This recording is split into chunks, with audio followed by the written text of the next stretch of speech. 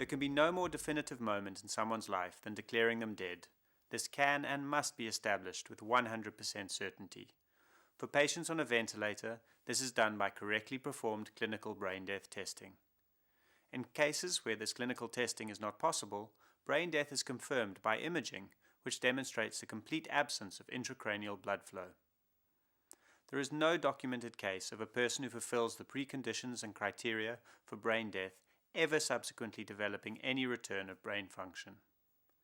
Clinical exam alone is able to determine brain death in almost all cases, but let me qualify that statement with these caveats. It must be performed correctly, by the right doctors, and at the appropriate time. Many countries stipulate who can do brain death testing and what their experience level must be.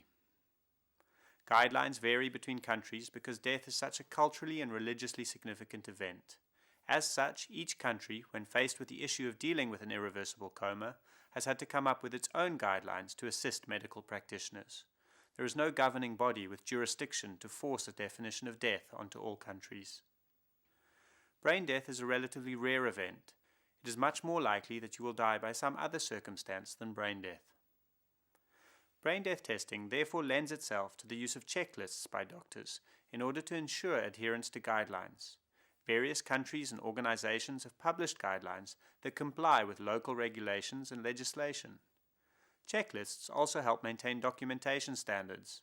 Doctors' handwriting still leaves a lot to be desired. There are some situations where clinical brain death testing is not possible. This can occur when required preconditions are unable to be met, or when all the tests are physically not able to be performed. For example, a young man involved in a car accident has suffered extensive head trauma, and both eyes are so badly swollen that it's physically impossible to open them. The pupils, corneal, and oculovestibular reflexes can therefore not be assessed. Another example would be a young child with intractable seizures who has been treated with a phenobarbital infusion.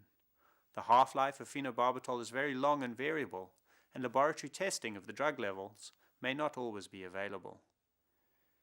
In such situations, it is necessary to use ancillary testing to confirm with images that there is no intracranial blood flow. Only then can brain death be confirmed.